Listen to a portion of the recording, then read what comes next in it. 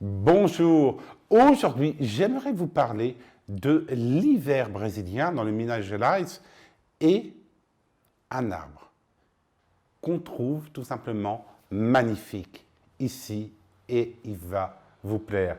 Et oui, vous voyez, au Brésil, on n'a pas de chauffage, donc on porte des blousons à 5 heures du soir et actuellement à Belo Horizonte, il fait aux alentours de 13 degrés à cette heure-ci.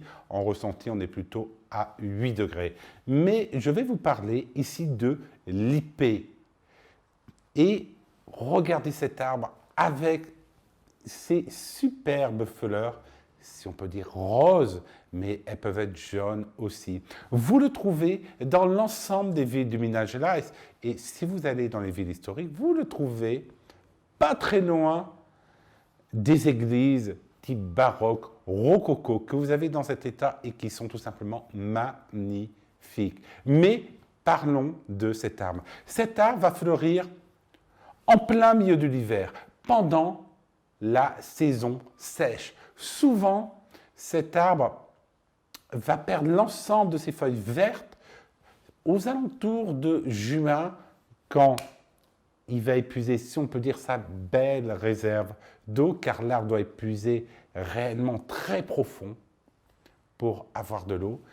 Et là, d'un coup, il va se mettre à fleurir. 3 semaines après, il va devenir totalement rose ou jaune.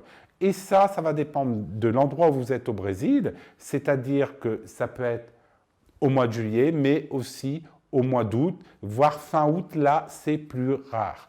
Et dans les villes, par exemple à Belo Horizonte, tous ces arbres deviennent roses. Et après, que se passe-t-il après ces 2 à 3 semaines où ils sont en fleurs?